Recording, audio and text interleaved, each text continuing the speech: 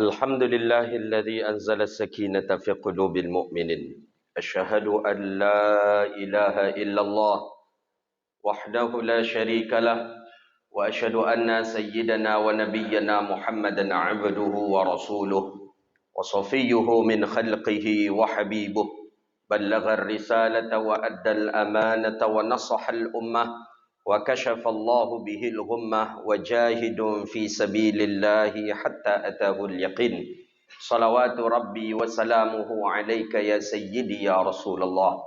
اللهم صل على سيدنا محمد الفاتح لما أغلق والخاتم لما سبق، ناصر الحق بالحق والهادي إلى صراطك المستقيم، صلى الله عليه وعلى آله وصحبه حق قدره ومقداره العظيم. اللهم بك أصبحنا وبك نحيا وبك نموت وإليك النشور. أصبحنا على فطرة الإسلام وعلى كلمة الإخلاص وعلى الدين نبينا محمد صلى الله عليه وسلم. رضينا بالله ربا وبالإسلام دينا وبمحمد صلى الله عليه وسلم نبيا ورسولا. أما بعد. Kita memuji Allah dengan mengucapkan Alhamdulillahi Rabbil Alamin. Dengan izin Allah, kita bisa duduk dan datang ke rumah Allah ini, melaksanakan salat fardu subuh berjamaah, kemudian dilanjutkan dengan majlis ilmu. Ini bagian anugerah daripada Allah Subhanahu wa Ta'ala. Allah takdirkan kita bangun di subuh hari, Allah takdirkan kita bisa datang ke masjid dan duduk di majlis ilmu. Ini anugerah daripada Allah. Ada orang yang Allah takdirkan sampai ke masjid saja, kemudian solat berjamaah, kemudian tak sempat berzikir, dia dah balik pulang. Ada orang yang Allah izinkan bangun pagi hari sampai ke masjid, sampai berzikir, tapi tak ikut majlis ilmu, dah balik pulang. Kita Allah takdirkan datang ke masjid, solat subuh, dan bahkan bisa duduk di majlis ilmu. Berapa kata baginda Nabi SAW? Man salaka tariqan yaltamisu bihi ilma sahallallahu lahu tariqan ilal jannah. Siapa yang dia berjalan untuk majlis ilmu, maka Allah mudahkan jalannya menuju surga Allah.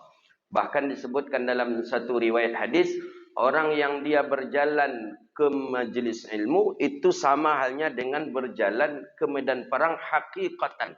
Memang hakikatnya, memang pasti, secara pasti sama. Maka ketika orang yang meninggal di medan perang dihitung syahid, orang yang meninggal di majlis ilmu pun dihitung syahid. Kalaupun dia tak meninggal dunia, balik dia pulang, dosanya diampuni Allah dan dia dapat ghanimah. Kan itu kemarin dalam hadis Bahjatun Nufus ada itu dalam Mukhtasar Sahih Bukhari. Kalau dia pun tak mati, tak meninggal di medan perang, balik dia pulang, dosanya diampuni Allah, kemudian dia dapat ghanimah. Ghanimah harta rampasan perang. Kalau dia menguasai medan lawan. Nah, begitu juga dengan majlis ilmu. Kalaupun kita tak mati di majlis ilmu, balik pulang, dosa kita diampuni oleh Allah, ghanimah pun dapat. Apa dapat ghanimahnya? Lontong. Itu ghanimahnya tu. Apa lagi? Nasi goreng, soto, itu ghanimah lah tu. Jadi tak ada istilahnya dalam Islam tu, perang tu kalah, tak ada dalam Islam. Mati, syahid, surga. Balik pulang, dosa diampuni, dapat pula ghanimah. Jadi rugilah kalau kita tak dapat apa-apa. Jadi dalam Islam tu tak ada istilahnya, oh orang ni kalah dia dalam Islam. Tak ada. Dalam Islam perang tu selalu menang. Mati, syahid. Balik pulang, dapat ghanimah. Kemudian dosa diampuni oleh Allah Subhanahu wa Ta'ala. Maka, ya Allah, saya punya guru, rahimahullahu ta'ala, sudah meninggal dunia, wafat, Syekh Sa'id Ramadan Al-Buti. Usia beliau wafat, ya dah sepuh lah. Beliau dibom. Dibom ketika ngajar tafsir. Tahun 2000 berapa. Di Syria. Ulama ahli sunnah wal jamaah. Bahkan ulama mengatakan beliau tu Imam Ghazali di masanya. Syekh Sa'id Ramadan Al-Buti. Sedang ngajar tafsir di masjid, dibom. Nah, kita masih ingat ungkapan kata-kata beliau, aku ni sampai hari ini masih punya niat. Masih ada iltizam niat, i'tiqad bahawa aku ni sebagai penuntut ilmu. Tanya orang, Syekh, ente ni kan sudah syekh kabir, sudah menulis kitab lagi, punya majlis ilmu yang ramai lagi. Nah, kata beliau, walaupun aku digurukan oleh orang, dijadikan guru oleh orang, atamanni annani murid. aku selalu bercita-cita dan berkeinginan dan berniatkan diri bahwa aku sebagai murid hatta amut, sampai aku meninggal dunia. Nah, saya belajar dari situ. Jadi tak batas usia. Walaupun saya sekarang al-faqir yang ada di hadapan Bapak Ibu, mungkin di saat ini al-faqir di bawah, tapi bisa jadi nanti al-faqir di atas, al-faqir di bawah ketika datang guru-guru kita, datang ulama-ulama yang rabbaniyin, datang ulama-ulama yang memberikan istifadat mau'izah hasanah kepada kita. Karena rugi kalau kita tak menjadikan diri kita sebagai murid. Rugi diri kita kalau kita tak menjadikan diri kita sebagai mustami', setidaknya orang yang mendengar. Maka kan sudah ada dalam hadis itu kata Nabi apa? Kun aliman. Jadilah engkau orang yang alim. Kalau enggak, au muta'alliman. Kalau enggak, jadilah orang yang belajar. Kalau enggak, au mustami'an. Kalau enggak, jadilah orang yang mendengar. Fala takun rabi'an. Jangan jadi yang keempat, maka engkau akan binasa dan hancur. Begitu dia. Jadi kalau enggak kita jadi orang alim, jadi orang yang belajar. Kalaupun kita tak jadi orang yang belajar, mustami'an, mendengar saja jadilah. Ada nak masuk dalam kaji-kaji itu, apa tu, ini tim sukses Ganjar. Mustami'an aja lah kalau tidak. Aduh je isu-isu Ganjar tu, la ilaha illallah. Bukalah, tengok, cek di beberapa 3 calon itu, cek di tim suksesnya, jangan cepat termakan hoak, apalagi berburuk sangka. Apalagi kalau sudah menyamakan saya seperti pelaku dosa besar, la ilaha illallah. Bukan pula pezina, bukan pemakan riba, bukan juga peminum khamar saya. Bukan preman juga, saya hadis yang saya bawa kemana-mana setiap hari. Tapi bapak-bapak memperlakukan saya seperti pelaku dosa besar, ini gawat ini. Harus saya bersumpah lah, harus saya la ilaha illallah. Setiap pagi 5 majlis yang saya isi di Pekanbaru ini mengaji kitab hadis. 5 majlis setiap subuh. Setiap subuh 5 hari itu 5 masjid berganti-ganti mulai dari hari Rabu sampai hari Ahad. Cuman Senin dan Selasa saja tidak. Karena itu pun karena hajat mengantar anak dan lain sebagainya, maka tak kita isi. 5 majlis ini pun kitab hadis. Belum lagi malamnya ngaji, kitab lagi yang kita gaji. Masa dicap saya sebagai pelaku dosa besar harus bertaubat kepada Allah, diboikot majlis ilmu, la ilaha illallah. Tapi alhamdulillah saya kemana-mana ngaji tidak ada berkurang jemaah. Yang jemaah berkurang tu nampak oleh Bapak Ibu, memang dari dulu tidak ya jemaah, tidak je rutin mengaji loh. Kadang ngaji, kadang tidak, kadang ngaji, kadang tidak. Di mana saja saya perhatikan seperti itu. Di Taibah, di Nurul Huda, di Furqan, di mana-mana gitu. Jadi cek dulu, kan sudah ada dalam Al-Quran. Kan kita orang mengaji kita. Idza ja'akum fasikum binaba'in fatabayyanu. Kalau ada berita fasik, tabayyun dulu. Cek, betul tak keberadaannya? Cek dia, betul tak dia ini? Ini jangan gara-gara Ustaz ni apa ni pengkhianat ini, munafik ini, harus taubat dia, harus dia bersumpah. Emangnya apa mengapo? Emang macam nak apa seperti orang pelaku dosa besar saya dibuat. Tak perlu dah pezina. Bukan saya pula peminum khamar. Kecuali saya pezina, mabuk-mabuk, apa kemudian saya baca hadis. Itu wajarlah Bapak Ibu menuduhkan tuduhan yang keji kepada saya. Tapi alhamdulillah sampai hari ini pun ya kita masih bergelimang dengan hadis-hadis Nabi SAW. Berat membawa hadis Nabi ini. Rusak kedudukan hadis Nabi disebabkan dengan rusak yang pembawa hadisnya Nabi SAW.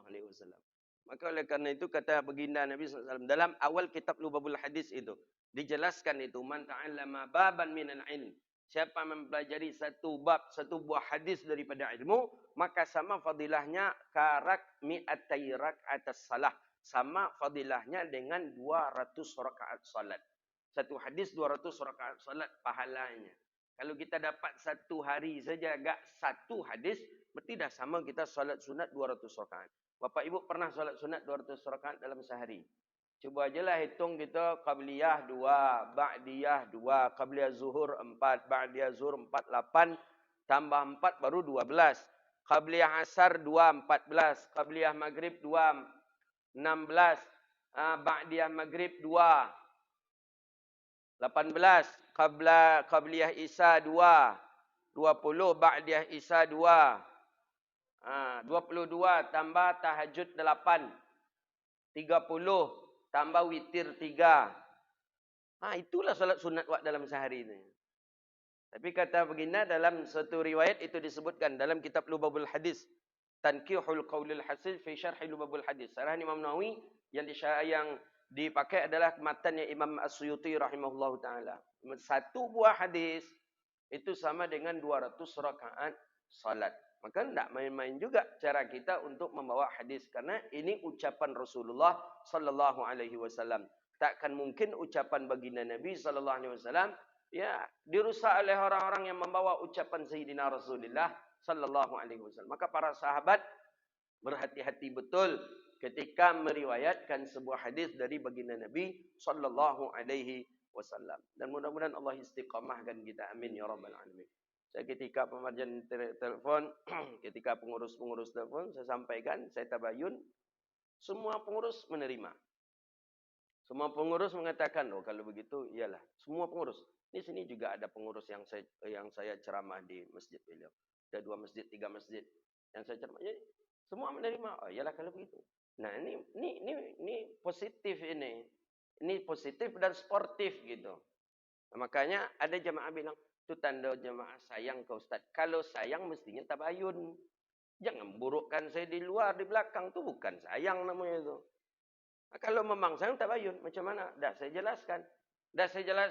Tidak puas lagi. Cek. Ada yang disuruh oleh tuan guru kita. Cek ke tempat-tempat posko tim pemenangan. Cek. Memang tak ada nama saya di situ. Jadi Bapak Ibu mau apa lagi? Yang sakit-sakit hati itu mau apa? Taubat ajalah kepada Allah. Qala an Ibni Mas'ud radhiyallahu taala anhu. Hadis riwayat Sayyidina Abdullah bin Mas'ud radhiyallahu taala anhu. Abdullah bin Mas'ud ni sahabat Nabi sallallahu alaihi wasallam. Ini sahabat Nabi sallallahu alaihi wasallam, namanya Abdullah bin Mas'ud. Abdullah bin Mas'ud ni ditangkapnya lah Abbas paman Nabi.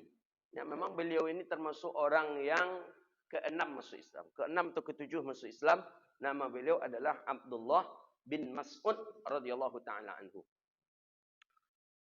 InsyaAllah Sabtu depan yang isi di majlis kita ni Habib Gesh, insyaAllah. Sabtu subuh depan. Habib Gesh ini beliau Habib yang fenomenal hari ini di Jakarta, sering isi di TV One. Itu anak remaja dan mak-mak itu. Habib Gesh dulu sering ngisi di TV One, boleh nanti dilihat nanti di YouTube.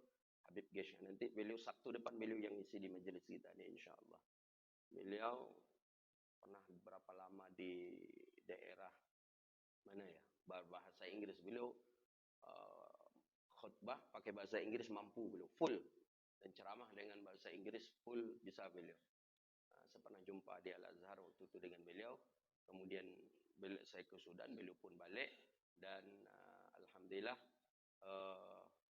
ramai kita tengok YouTube-nya, kita tengok majelisnya di Jakarta, dan kita undang, kita bawa ke Riau, insyaAllah. Jumat malam beliau di An-Nur, Sabtu subuh di majelis kita ini di Masjid Nurul Huda, insyaAllah. Abdullah bin Mas'ud radhiyallahu taala anhu. Abdullah bin Mas'ud ketika masuk Islam senang semangatnya, orang yang ke-6 masuk Islam, semangat sekali. Jadi suatu ketika diadakanlah peperangan, ya ini sudah begitu lama juga. Ya kemudian ditangkaplah Sayyidina Abdullah bin Abbas, bukan Sayyidina Abdullah, Abbasnya, ayahnya. Jadi pamannya Nabi sallallahu alaihi wasallam. Nabi sudah katakan, kata Nabi, pamanku Abbas jangan kalian tangkap dan jangan kalian bunuh, jangan kalian siksa. Biarkan saja kalau kalian menjumpai beliau. Ini waktu itu Abbas belum menyatakan dirinya beriman kepada baginda Nabi sallallahu alaihi wasallam. Ya karena beliau ni tokoh, ya menghargai orang-orang, menghargai masyarakat. Jadi beliau tidak menyatakan keislaman beliau. Huzaifah protes. Kata Huzaifah ibn al-Yaman, keluargaku dipengkal saja. Keluargaku diserang. Keluargaku dibunuh. Kenapa keluarga Muhammad tak boleh bunuh? Begitu kata Huzaifah bin Yaman waktu itu, protes. Kata Nabi kepada Sayyidina Umar, Umar, kau kawal Abbas. Siap ya Rasulullah. Umar lah tentu main siap saja. Ya Rasulullah. Perang. Di pihak musuh ni. Cuma tak ikut apa-apa. Tidak ingin membunuh kaum muslim apa. Huzaifah memang Cuma kata Huzaifah, karena yang melindunginya Umar ibn Khattab, akhirnya tak terusik sedikit pun paman Rasulullah SAW, Abbas. Nabi dah sampaikan, kata Nabi, Abbas nih, pamanku ini sudah ada keyakinannya kepadaku. Tapi karena, lagi-lagi menghargai daripada kabilahnya, beliau tokoh suku, maka beliau belum menyatakan keislamannya bersama kita. Abbas dengan Sayyidina Umar itu hampir sama, mirip daripada sisi fisik. Tinggi, tegap, badannya gagah. Jadi bayangkanlah tuh, ketika naik kuda, itu kakinya Umar ibn Khattab sama dengan Abbas itu masih di tanah dan bagian pinggangnya sudah sampai di atas kuda. Berapa tingginya kira-kira? Kalau kita bisa macam itu tuh kalau naik Honda. Naik motor, naik sepeda, kaki di tanah, pingganglah di atas kendaraan. Ini Sayyidina Umar kuda. Bukan anak kudo. Apa tingginya tuh. Kaki di tanah. Jadi kan orang biasanya naik kuda itu kan menaiki pelana, itu yang besi itu, letakkan kaki di sana, baru dipanjat. Sayyidina Umar enggak.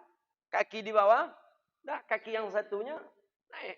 Begitu, saking tingginya Sayyidina Umar ibn Khattab, tegap. Nah, yang mirip dengan Sayyidina Umar ini dari fisiknya itu Abbas, paman Nabi SAW.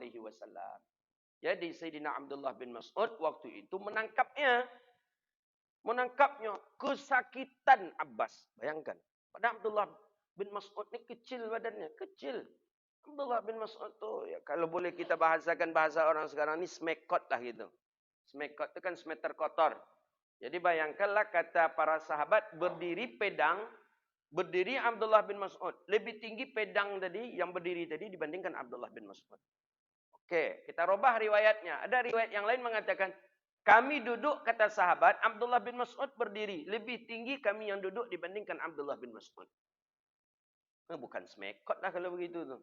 Duduknya sahabat Nabi kan sama juga dengan baginda Nabi. Nabi, postur tubuh Rasulullah sama dengan kita. Nabi bukan tinggi semampai, enggak. Sama dengan umatnya. Begitulah Sayyidina Rasulullah SAW. Dulu para sahabat berdiri Abdullah bin Mas'ud. Lebih tinggi duduknya sahabat di lantai tadi dibandingkan dengan berdirinya Abdullah bin Mas'ud. Orangnya kecil sekali.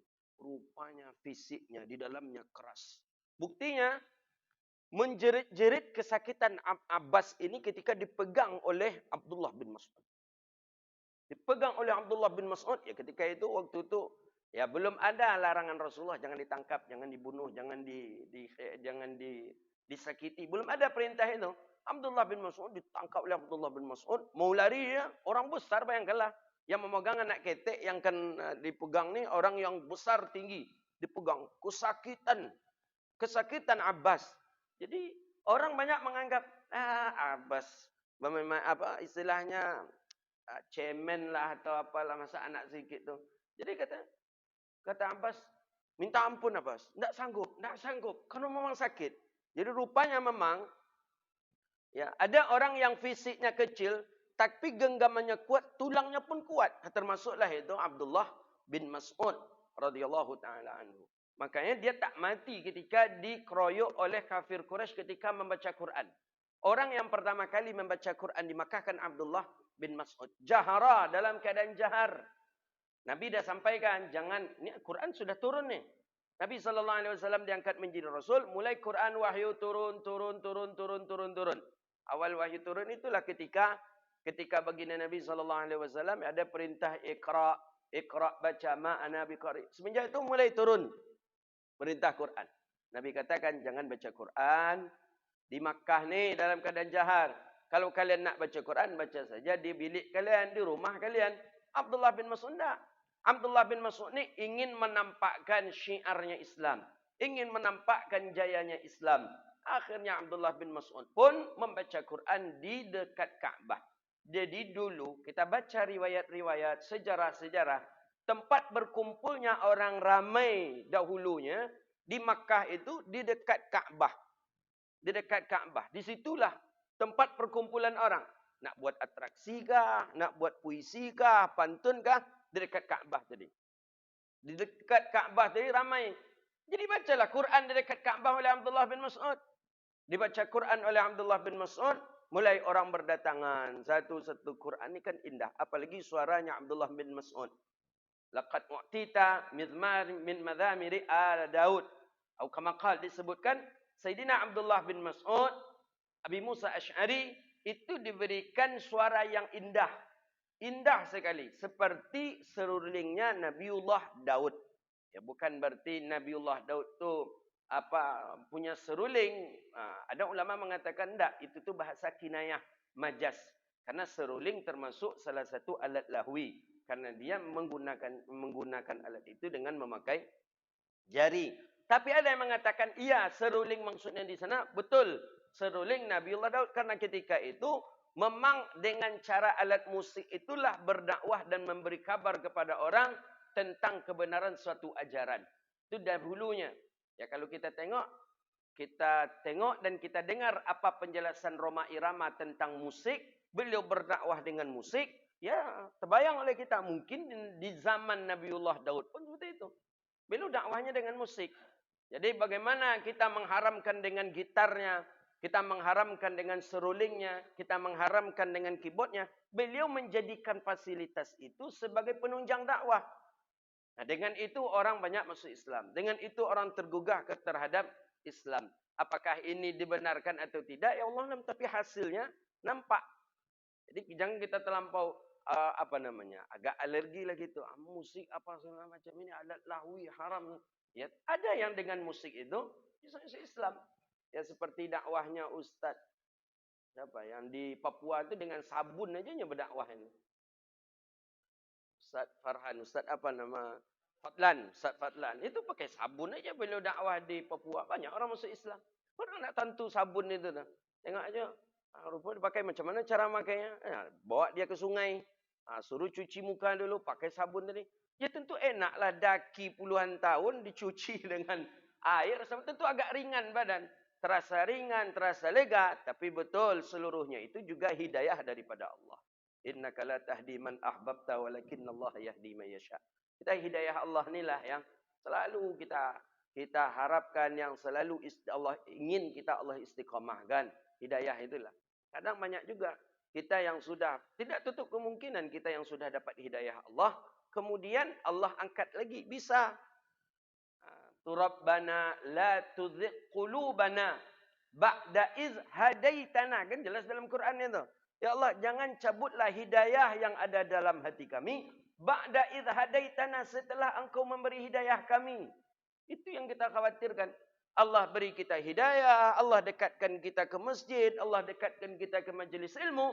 Rupanya tuzigh qulubana, Allah cabut tu dari dalam hati kita. Kalau sudah seperti itu, maka dikhawatirkan imma dia keras hatinya, wa imma mata bisu'il khatimah. Dan ada kala dia meninggal dalam keadaan tidak membawa iman. Maka hati-hati kita. La tuzigh qulubana ba'da idh hadaitana wa hab lana min ladunka rahmatan innaka antal wahhab. Dan satu, Rabbana innaka antal wahhab. Sahayyi lana min amrina rasyada. Dalam satu ayat yang lain. Maka berdoa kepada Allah agar hidayah itu Allah istiqamahkan. Ya. Tak bisa kita menjamin, Pak.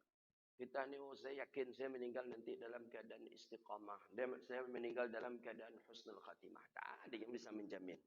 Karena saya tiap hari duduk majlis ilmu, karena saya zakat sekian, karena saya selalu haji umrah tiap tahun. Tidak ada jaminan. Tak ada jaminan. Siapa yang tak kenal dengan Abdurrahman bin Muljam Al-Muradi? Orangnya hafal Quran, tahajudnya lama, setiap malam sedekahnya luar biasa. Tapi ternyata membunuh Sayyidina Ali karramallahu wajhah. Namanya Abdurrahman bin Muljam Al-Muradi. Bukan orang kafir, Muslim tapi munafik. Ahli ibadah juga bisa jadi munafik. Ya kenapa? Ya begitulah. Dengan kehidupan kita di dunia, tidak perlu kita sombongkan. Ketika kita taat, haruskah kita pongah? Ketika kita kaya, haruskah kita sombong? Ketika kita alim, haruskah kita sombong sehingga kita mengkerdilkan orang lain? Juga tidak. Nah, maka oleh karena itu, ya khairul umur bi awsatuha, kan sudah disebutkan sebaik-baiknya masalah itu sederhana saja. Tidak ada menyepelekan orang, tidak ada meremehkan daripada orang lain. Jadi Sayyidina Abdullah ibni Mas'ud yang diremehkan sehingga ditertawakan. Dalam sebuah riwayat hadis, Abdullah bin Mas'ud memanjat satu buah pohon, tersingkaplah betisnya. Tersingkap betisnya. Orang kecil tentu betisnya kecil pula. Orang kecil betisnya kecil pula. Ditertawakan oleh sahabat, terdengar oleh Rasulullah sallallahu alaihi wasallam. Jadi kata baginda Nabi, yang kalian tertawakan betis yang kecil tu, kata Rasulullah, kalau ditimbang dia dengan gunung Uhud, maka jauh lebih berat betisnya Abdullah bin Mas'ud dengan amalnya. Bayangkan. Maka oleh karena itu, jangan sampai kita menyepelekan orang, sampai mengkerdilkan, sampai menganggap remeh orang. Jangan, dalam syariat kita tidak bolehkan dalam hal itu. Abdullah bin Mas'ud ini sahabat Nabi dan juga bersahabat dengan sendal Nabi. Maka disebut dalam sebuah riwayat itu sahibun na'lihi syarif. Orang yang selalu memegang sendalnya Nabi SAW. Jadi dulu sahabat mudah saja. Ingin mengetahui Nabi sudah hadir di majlis itu atau belum, lihat Abdullah bin Mas'ud sudah ada enggak? Ada. Lihat di bawah ketiaknya Abdullah bin Mas'ud. Ada sendal enggak? Jadi Abdullah bin Mas'ud itu memasukkan sendal Nabi. Kan Nabi sendalnya pakai tali. Sendal Nabi pakai tali. Ada foto-foto sendal Nabi SAW. Dan bahkan di Turki juga ada. Tapi ada yang mengatakan di Turki tak asli. Karena sendal Nabi pernah dahulu setelah Nabi meninggal dunia zaman tabi'in dicuri. Wallahu alam, tak tahu kita. Tapi mirip seperti itulah sendalnya Rasulullah SAW yang ada di Turki hari ini. Dimasukkan oleh Abdullah bin Mas'ud. Orangnya kecil, tangannya kecil. Tali tadi, tangan Abdullah bin Mas'ud dimasukkan oleh Abdullah bin Mas'ud ke sendal. Taruh di bawah ketiak beliau. Yang sendal satu lagi macam itu juga. Dimasukkan oleh Abdullah bin Mas'ud, letak di bawah ketiak. Jadi menandakan Nabi sudah ada di tempat itu, tengok saja Abdullah bin Mas'ud. Kalaulah ada terompa di bawah ketiaknya, berartilah ada Nabi di dalam. Begitu, bayangkan. Beliau yang selalu menjaga sendal Nabi, servis sendal Rasulullah.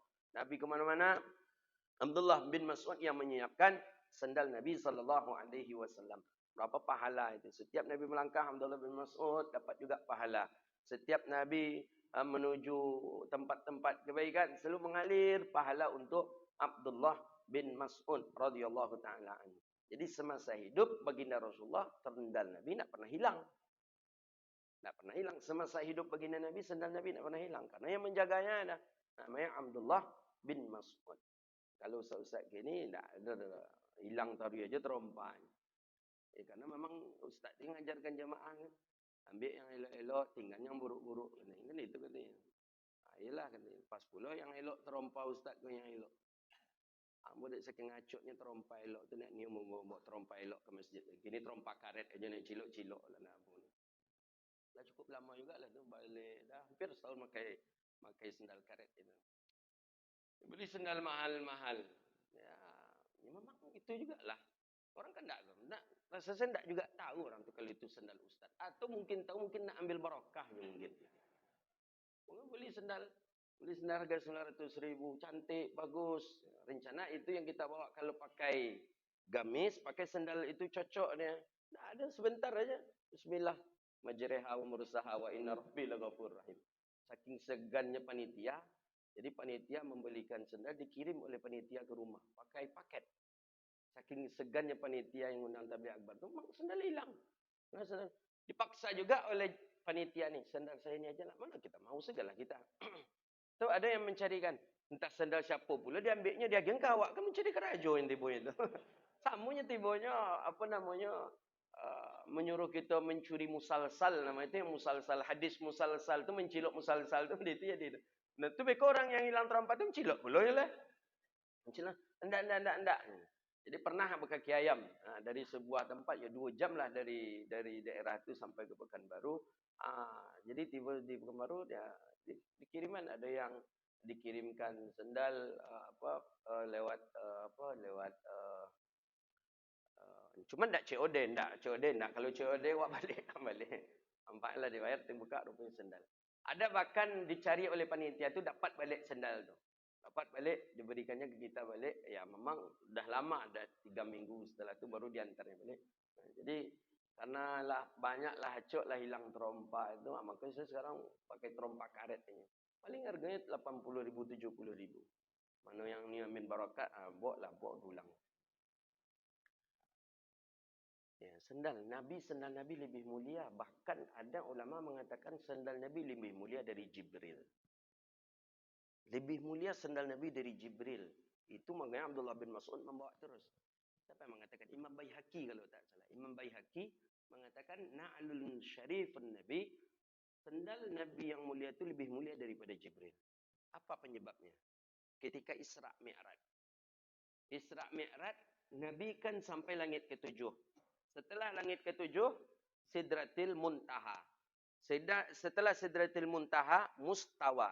Setelah Mustawa, Raf-Raf. Jibril cuma mampunya sampai mana? Jibril sampai langit ketujuh, ada mengatakan cuma sampai Sidratil Muntaha. Ke Mustawa, ke Raf-Raf, ke atas lagi, Jibril tak mampu. Jibril katakan ke Rasulullah, aku sampai sini saja ya Rasulullah. Sedangkan Nabi ke Mustawa, ke Raf-Raf, tidak buka terompa, Pak. Pakai sendal Nabi. Maka kata para ulama, sendalnya Rasulullah lebih mulia daripada Jibril. Ini kalau kawan-kawan Wahabi mendengarnya kok diplesetkan. Tapi memang seperti itu. Para ulama menyebutkan. Karena tadi, kedudukan tadi. Jibril cuma sampai Sidratil Muntaha. Ke Mustawa, ke Raf-Raf tak sampai. Nabi Muhammad sampai ke Mustawa, sampai ke Raf-Raf sendirian. Membawa sendal.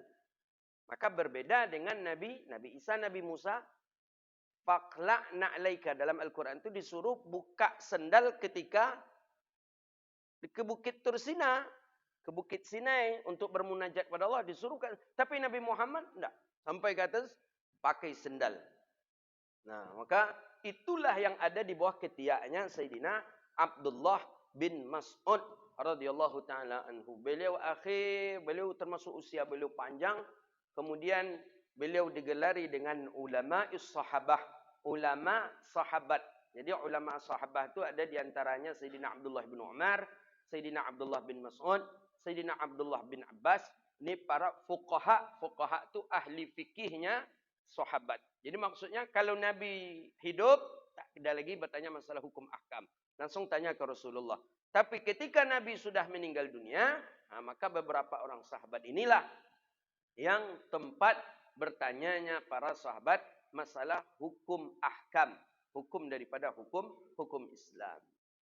Qala, ini Abdullah bin Mas'ud. Kalau kita riwayatkan, kalau kita ceritakan biografi beliau banyak sekali. Belum lagi beliau mempengkal lehernya Abu Jahal. Ya, karena Abu Jahal juga memutuskan dua telinga daripada Sayyidina Abdurrahman bin Auf. Abdurrahman bin Auf dipotong telinganya oleh Abu Jahal. Ya, karena Abdurrahman bin Auf baca Quran di dekat Ka'bah. Jadi setelah Abdullah bin Mas'ud baca Quran, ditangkap, dianiaya, tak mati. Tak meninggal dunia. Mungkin karena keras tulang tadi mungkin. Atau mungkin karena iba hati orang-orang kafir Quraisy.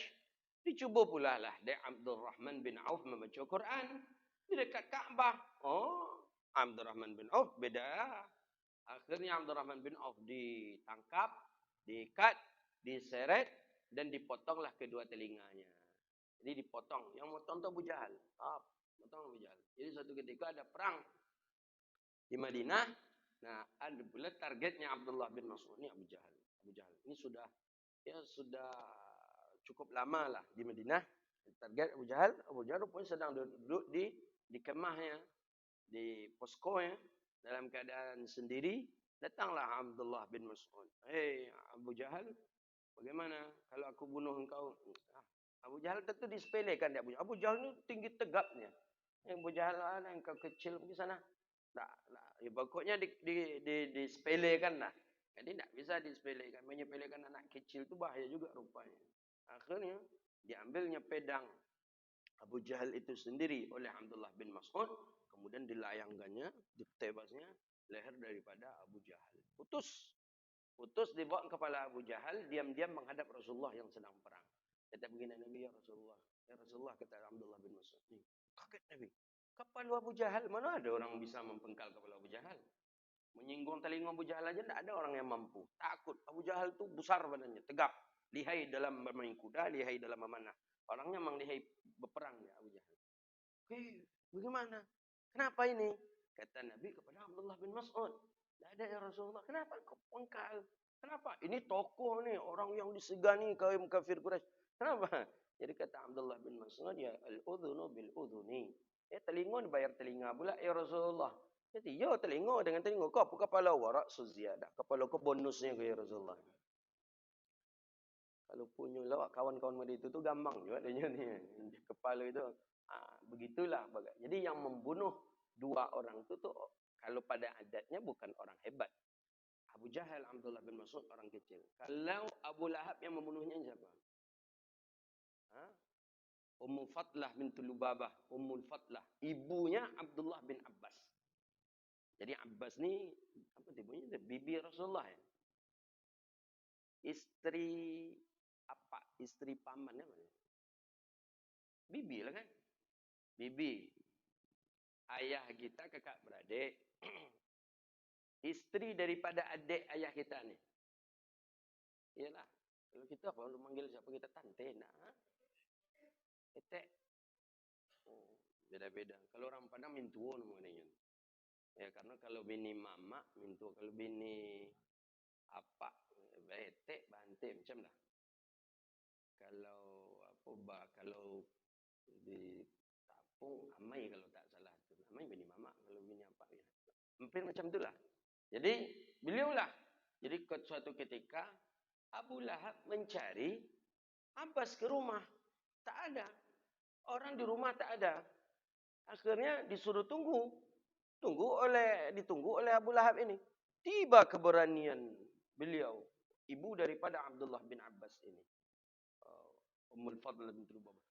Tiba keinginan, diambilnya pedang, langsung dibunuhnya Abu Lahab. Jadi yang bunuh Abu Lahab ini bukan orang yang kuat-kuat juga. Yang bunuh dua orang ni, Abu Jahal satu, Abu Lahab satu. Nah, memang seperti itu kalau disebutkan, kalau kita baca beberapa ayat-ayat Al-Quran. Tengok yang membunuhnya si Fir'aun. Itu yang membunuh Fir'aun, ya air dengan lautnya. Yang membunuh Raja Namrud, nyamuk. Lalat cuma yang membunuhnya. Jadi yang kecil-kecil aja. Maka kalau orang besar itu biasanya yang kecil pula yang akan menumbangkannya. Gitu dia. Qala apa kata Abdullah bin Mas'ud? Qala Rasulullah sallallahu alaihi wasallam. Kata Nabi kita sallallahu alaihi wasallam, man asabathu, siapa yang asabathu faqatun, siapa yang ditimpa oleh suatu faqah. Faqah ni kemiskinan. Siapa yang ditimpa oleh suatu kemiskinan, siapa yang menimpa akan dirinya oleh kemiskinan. Nah, fa anzalaha bin nasi lan tusaddada faqatahu. Kemudian dia mendatangi manusia untuk menghilangkan kemiskinannya. Ini orang miskin, ini orang yang berkurang. Berharap orang-orang lain bisa mencukupi kekurangannya ini. Datang ke rumah kau minta, datang ke rumah kau meminta, datang ke rumah kau meminta. Pokoknya dia datangi manusia itu untuk mencukupi kekurangannya ini. Dia orang miskin, dia orang yang tak berpunya, dia orang yang kekurangan, dia datangi. Meminta-minta. Tapi apa? Lan tusadda faqatuhu. Kata baginda Nabi SAW, lan sama sekali tidak akan mencukupi untuknya. Tak akan bisa. Kekurangan-kekurangan itu tak akan bisa tertutupi. Kemanapun dia datang, kepada siapapun ia mengadu, tak akan ada. Kalau itu masih manusia. Tapi kata baginda Nabi, وَمَنْ أَنْزَلَهَا بِاللَّهِ فَيُشِقُ lahu birizqi ajilin au ajilin.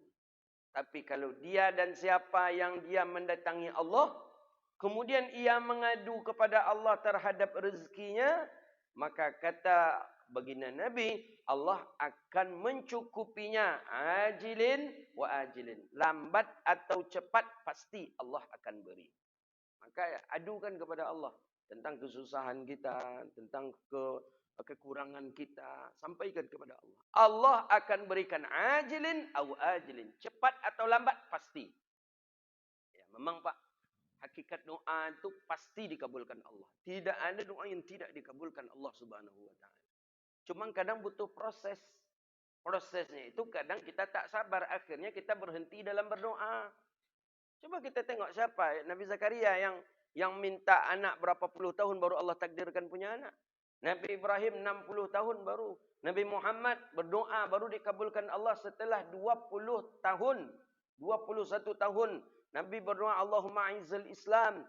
Ya Allah muliakan Islam. Ya Allah jayakan Islam. Ya Allah tinggikan Islam. Baru setelah Nabi hijrah dan Nabi akan meninggal dunia setelah Fathul Makkah baru nampak keseluruhannya. Bisa saja Nabi ketika berdoa langsung Allah kabulkan. Tidak, butuh proses. Nah, tapi istiqamah dalam berdoa itu penting. Nah, kita di situ yang kurang. Berdoa. Ketika dah capek berdoa, dah 10 tahun berdoa, belum Allah takdirkan hajat, kita sendiri kadang yang memutuskan. Berarti kau tak cocok doa kau. Robah lagi. Kita saja yang menganggap seperti itu.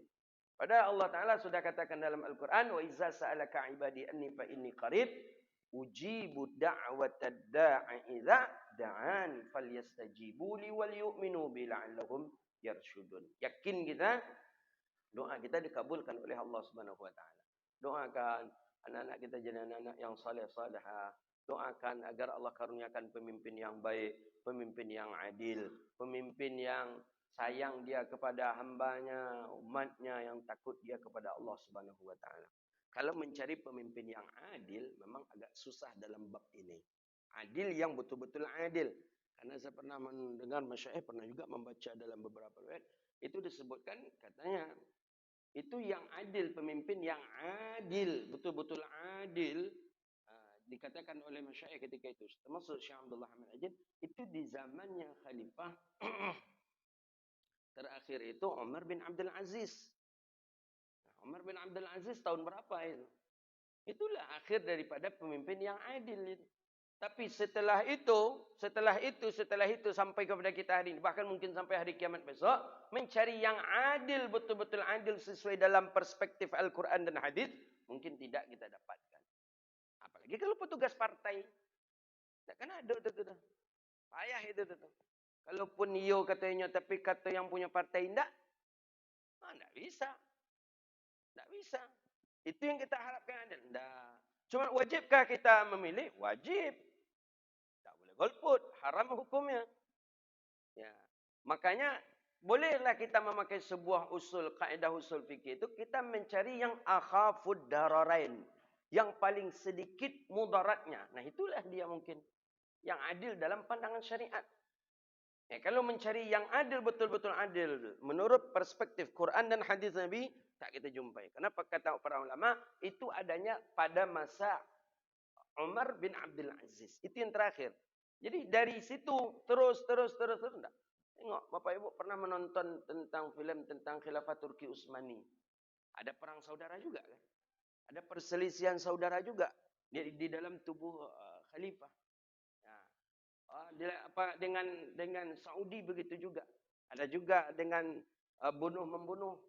Kemudian dengan yang lain-lain. Ada lagi. Tapi wajibkah kita memilih? Islam mewajibkan kita memilih. Siapa yang kita pilih? Ya akhafud dararain. Cari yang paling sedikit mudaratnya. Siapa yang paling sedikit mudaratnya? Tentu Bapak Ibu lah menilainya. Ya, kalau untuk menilainya dengan kita ya tentu ya pokoknya kalau orang waras lah, akalnya sehat lah, joleh pilihannya itu. Ya. Nah, mungkin lah nampak dia tu. Makanya dalam hadis tu kan jelas tu, man kadzaba ala ainaihi. Tak mungkin matanya mendustakan. Siapa yang mendustakan sesuatu yang ia lihat, itu berarti itu orang tu parah. Nampak joleh. Kalau apa katanya, ibarat ayam putih terbang siang katanya, nampak jelas.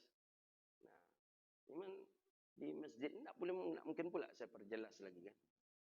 Apalagi live streaming ini. Kadang jemaah aku menuruh, Ustaz harus netral. Tapi kalau bisa ke siko kata itu nak netral namanya itu. Tapi kalau ingin apanya ya tentu face to face. Awak siapa Buya? Awak ikut katanya. Gitu.